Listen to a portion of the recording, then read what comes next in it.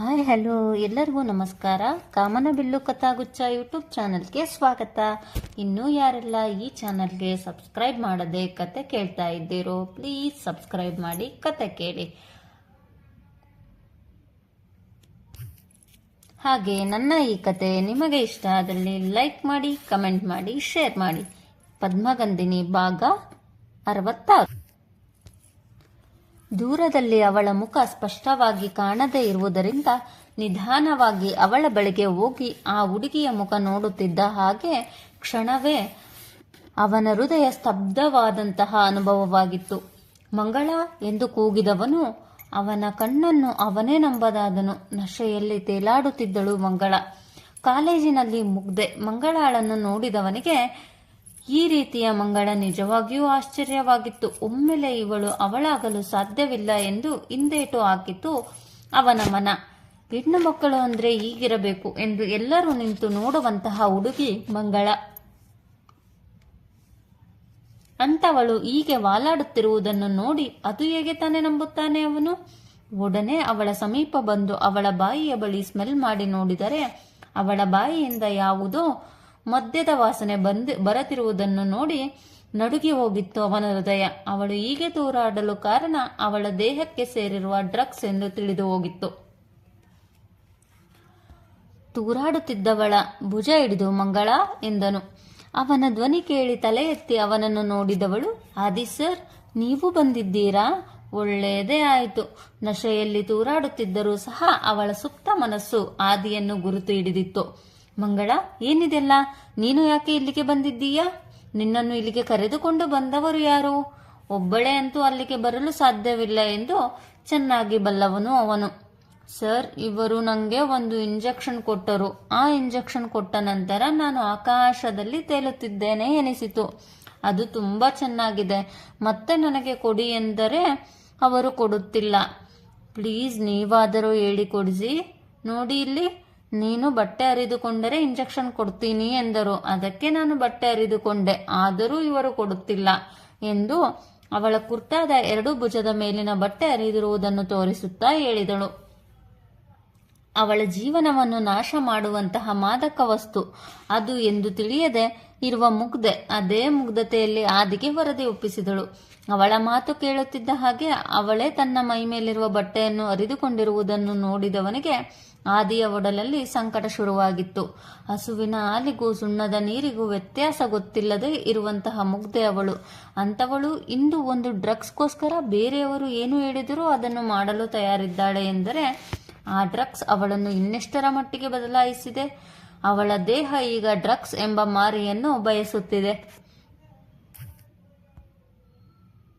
ಅದಾಗಲೇ ಅವಳನ್ನು ಟೀಸ್ ಮಾಡುತ್ತಿದ್ದ ಹುಡುಗರು ಅಲ್ಲಿ ಆದಿಯನ್ನು ನೋಡುತ್ತಿದ್ದ ಹಾಗೆ ಅವರು ಕುಡಿದಿದ್ದ ಅಮಲೆಲ್ಲ ಇಳಿದು ಹೋಗಿತ್ತು. ಕುಳಿತವರು ಎದ್ದು ನಡುಗುತ್ತಲೇ ನಿಂತರು. ಮೊದಲಿಗೆ ತಾನು ತೊಟ್ಟಿದ್ದ ಜಾಕೆಟ್ ತೆಗೆದು ಮಂಗಳಾಗೆ ತೊಡಿಸಿ ಅವಳನ್ನು ಬಾ ಹೋಗೋಣ ಎಂದರೆ, ಸರ್, ನಾನ್ ಬರುವುದಿಲ್ಲ, ನನಗೆ ಆ ಇಂಜೆಕ್ಷನ್ ಕೊಡಿಸಿ ಎಂದು ಪುಟ್ಟ ಮಗು ಚಾಕ್ಲೇಟ್ಗೋಸ್ಕರ ಆಟ ಮಾಡುವ ಹಾಗೆ ಆಟ ಮಾಡುತ್ತಲೇ ನಿಂತ. ಜಾಗದಿಂದ ಕದಲಿಲ್ಲ ಅವಳು. ಮಂಗಳ, ನಿನಗೆ ಇಂಜೆಕ್ಷನ್ ತಾನೇ ಬೇಕು, ನಾನು ಕೊಡಿಸುತ್ತೇನೆ ಬಾ ಎಂದು ಅವಳನ್ನು ಸಮಾಧಾನ ಮಾಡಿ ಜೊತೆಯಲ್ಲಿ ಕರೆದುಕೊಂಡು ಹೋಗಲು ಎರಡೆಜ್ಜೆ ಇರಿಸಿದ್ದನು ಅಷ್ಟೇ. ಮಂಗಳ ನಡೆಯಲು ಆಗದೆ ಕಣ್ಣು ಮುಚ್ಚಿ ಆದಿಯ ಭುಜಕ್ಕೆ ಒರಗಿದಳು. ಅವಳ ಸ್ಥಿತಿಯನ್ನು ನೋಡಿ ಎದರಿದವನು, ಮಂಗಳ, ಕಣ್ಣು ಬಿಡು ಎಂದು ಅವಳ ಕೆನ್ನೆ ತಟ್ಟಿದನು. ಅವನ ಮಾತಿಗೆ ನಿಧಾನವಾಗಿ ಕಣ್ಣು ಬಿಟ್ಟು ಮತ್ತೆ ಕಣ್ಣು ಮುಚ್ಚಿದಳು. ಈಗ ಅವನಿಗೆ ಏನು ಮಾಡಬೇಕೆಂದೇ ತೋಚಲಿಲ್ಲ. ಅಪರಾಧಿಗಳನ್ನು ಹಿಡಿಯಲು ಬಂದವನಿಗೆ ಈಗ ಮಂಗಳಾಳನ್ನು ಬಿಟ್ಟು ಕದಲುವ ಹಾಗೇ ಇರಲಿಲ್ಲ. ತಾವೇ ಇಲಾಖೆಯ ಕಡೆಯಿಂದ ಕರೆದುಕೊಂಡು ಬಂದಂತಹ ಛಾಯಾಗ್ರಾಹಕ ಅಲ್ಲಿನ ಚಿತ್ರಣ ಎಲ್ಲವನ್ನು ತಮ್ಮ ಕ್ಯಾಮರಾದಲ್ಲಿ ಸೆರೆ ಹಿಡಿಯುತ್ತಿದ್ದರು. ಅವರನ್ನು ಕರೆದವನು ದೂರದಿಂದಲೇ ಆಗಲಿ ಹತ್ತಿರದಿಂದಲೇ ಆಗಲಿ ಯಾವುದೇ ಒಂದು ಫೋಟೋದಲ್ಲಿ ಇವಳು ಇರಬಾರದು. ಈ ಮೊದಲೇ ನೀವು ಏನಾದರೂ ಇವಳ ಫೋಟೋ ತೆಗೆದಿದ್ದರೆ ಅದನ್ನು ಈ ಕ್ಷಣವೇ ಡಿಲೀಟ್ ಮಾಡಿಬಿಡಿ. ಅವಳು ಇಲ್ಲಿಗೆ ಬಂದಿದ್ದಾಳೆ ಎನ್ನುವ ಕುರುಹು ಕೂಡ ಇರಬಾರದು ಎಂದು ಎಚ್ಚರಿಕೆ ನೀಡಿದನು. ಅವನ ಮಾತು ಕೇಳಿದ ಛಾಯಾಗ್ರಾಹಕರು ಸರಿ ಎಂದು ತಲೆಯಾಡಿಸಿದರು. ಅಷ್ಟರಲ್ಲಿ ಆದಿಯ ಬಳಿಗೆ ಬಂದಂತಹ SI ಪ್ರತಾಪ್ ಅವರು, ಆದಿ ಸರ್, ಆ ಚಿಟ್ಟಿ ಇಲ್ಲಿಯೇ ಇದ್ದಾನೆ, ನಾನೇ ನೋಡಿದ್ದೇನೆ. ಅಷ್ಟೇ ಅಲ್ಲ ಸರ್, ಅವನ ಕೈಯಲ್ಲೂ ವೆಪನ್ ಇದೆ ಯಾವುದೇ ಟೈಮಲ್ಲಾದರೂ ನಿಮ್ಮ ಮೇಲೆ ಅಟ್ಯಾಕ್ ಮಾಡಬಹುದು, ಅಲರ್ಟ್ ಆಗಿರಿ ಎಂದು ಹೇಳುತ್ತಲೇ ತಮ್ಮ ಪಿಸ್ತೂಲನ್ನು ಹಿಡಿದು ಆಕಾಶದೆಡೆಗೆ ಒಂದು ಗುಂಡನ್ನು ಆರಿಸಿದರು. ಅದರ ಶಬ್ದಕ್ಕೆ ಮಿನುಗುತ್ತಿದ್ದ ಬಣ್ಣದ ಲೈಟುಗಳು, ಕರ್ಕಶವಾಗಿ ಕೂಗುತ್ತಿದ್ದ ಮ್ಯೂಸಿಕ್ ಎಲ್ಲವೂ ನಿಂತು ಹೋಗಿತ್ತು. ಇಡೀ ಪಬ್ ನಿಶ್ಶಬ್ದವಾಗಿ ಹೋಗಿತ್ತು. ನಿಂತ ಜಾಗದಿಂದ ಯಾರೂ ಕದಲುವ ಆಗಿಲ್ಲ. ಎಂದವರು, ಚಿಟಿ, ನೀನು ಇಲ್ಲಿಯೇ ಇದ್ದೀಯಾ ಎಂದು ನಮಗೆ ಗೊತ್ತು. ನೀನೇ ಬಂದು ಸರೆಂಡರ್ ಆದರೆ ಸರಿ, ಇಲ್ಲದಿದ್ದರೆ ನಾವೇ ಬಲವಂತದಿಂದ ಎಳೆದುಕೊಂಡು ಹೋಗಬೇಕಾಗುತ್ತದೆ ಎಂದರು ಎಸ್ಐ ಪ್ರತಾಪ್. ಚಿಟ್ಟಿ ಎಸ್ಐ ಪ್ರತಾಪ್ ಒಳ ಬರುತ್ತಿದ್ದ ಹಾಗೆ ಅವರನ್ನು ನೋಡಿದವನು ಒಂದು ಟೇಬಲ್ ಕೆಳಗೆ ಬಚ್ಚಿಟ್ಟುಕೊಂಡಿದ್ದನು. ಪ್ರತಾಪ್ ಅವರ ಮಾತು ಕೇಳಿ ನಿಧಾನವಾಗಿ ಮೇಲೆದ್ದು ಆದಿಗೆ ಗುರಿ ಮಾಡಿ ಶೂಟ್ ಮಾಡಿದ್ದನು. ಅದೃಷ್ಟವೆಂಬಂತೆ ಅವನ ಗುರಿ ತಪ್ಪಿತು. ಇನ್ನೂ ಸುಮ್ಮನೆ ಇದ್ದರೆ ಆಗುವುದಿಲ್ಲ ಎನ್ನುವಂತೆ ಎಸ್ಐ ಪ್ರತಾಪ್ ಅವರು ಅವನೆಡೆಗೆ ಗುಂಡು ಹಾರಿಸಿದರು. ಆದರೆ ಅವನು ಅಲ್ಲಿಂದ ತಪ್ಪಿಸಿಕೊಂಡಿದ್ದನು. ಇಡೀ ಪಬ್ನಲ್ಲಿ ಇದ್ದವರೆಲ್ಲ ಚೆಲ್ಲಾಪಿಲ್ಲಿಯಾಗಿ ಓಡಲು ಶುರು ಮಾಡಿದರು. ಅದಾಗಲೇ ಪೊಲೀಸಿನವರು ಹೊರಗಿನ ಗೇಟ್ ಬಂದ್ ಮಾಡಿದ್ದರಿಂದ ಎಲ್ಲರೂ ಹೊರ ಬಂದು ನಿಂತರು. ಚಿಟ್ಟಿ ಕಡೆಯ ಹುಡುಗರು ಪೊಲೀಸರ ಮೇಲೆ ದಾಳಿ ಮಾಡಲು ಶುರು ಮಾಡಿದರು. ಅವರು ಮಾಡಿದಂತಹ ದಾಳಿಯಿಂದ ಅದಾಗಲೇ 3-4 ಜನ ಪಿಸಿಗಳಿಗೆ ಏಟಾಗಿತ್ತು.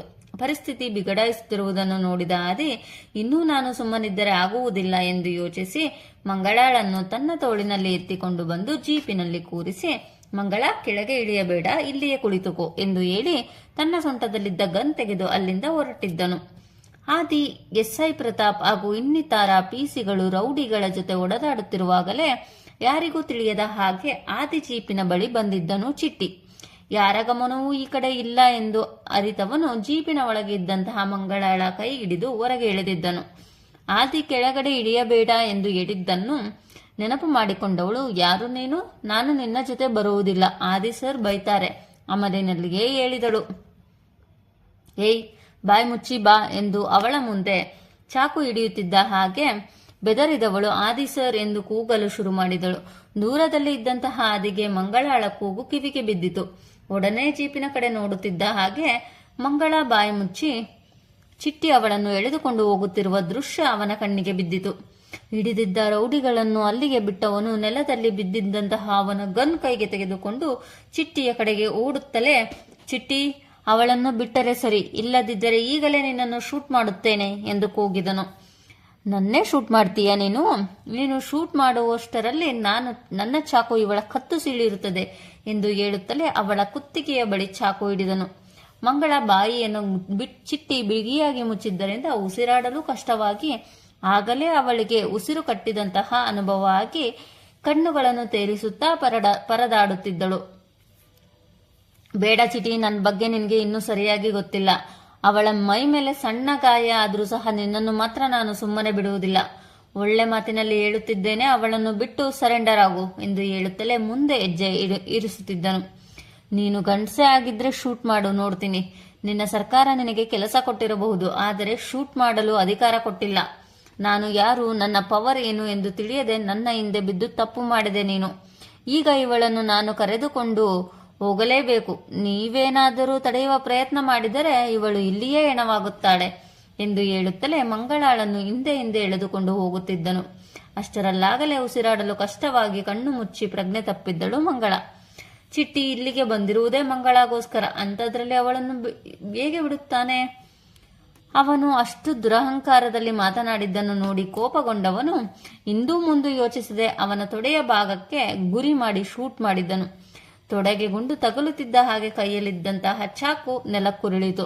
ಬಿಗಿ ಹಿಡಿತದಲ್ಲಿ ಹಿಡಿದಿದ್ದಂತಹ ಮಂಗಳ ಕೂಡ ಇನ್ನೇನು ನೆಲಕ್ಕೆ ಉರುಳಬೇಕು ಎನ್ನುವಷ್ಟರಲ್ಲಿ ಓಡಿ ಬಂದು ಅವಳನ್ನು ತನ್ನ ತೋಳಿನಲ್ಲಿ ಹಿಡಿದವನು, ಮಂಗಳ, ಕಣ್ಣು ಬಿಡು ಎಂದು ಕೆನ್ನೆ ತಟ್ಟಿದರೂ ಸಹ ಅವಳಿಗೆ ಎಚ್ಚರವಾಗಲಿಲ್ಲ. ಮೊದಲೇ ತನ್ನ ಸುತ್ತ ಏನು ನಡೆಯುತ್ತಿದೆ ಎಂದು ತಿಳಿಯದೆ ಅರೆಪ್ರಜ್ಞಾವಸ್ಥೆಯಲ್ಲಿದ್ದಳು. ಅಂಥದ್ರಲ್ಲಿ ಈಗ ಅವಳು ಮಾತನಾಡದಿರುವುದನ್ನು ನೋಡಿ ಎಲ್ಲಿ ಅವಳ ಪ್ರಾಣಕ್ಕೆ ಅಪಾಯವಾಗುವುದೋ ಎಂದು ಹೆದರಿ ಹೋದನು ಆದಿ. ಎಂದಿಗೂ ಅವನು ಇಷ್ಟು ಹೆದರಿರಲಿಲ್ಲ. ಆಗಲೇ ಅವನ ಹೃದಯ ಅವನ ಸ್ಥಿಮಿತಕ್ಕೆ ಸಿಗದೆ ಹೊಡೆದುಕೊಳ್ಳುತ್ತಿತ್ತು. ಎಸ್ಐ ಪ್ರತಾಪ್ ಕೂಡ ಅಲ್ಲಿಗೆ ಬಂದವರು, ಸರ್, ಇವನನ್ನು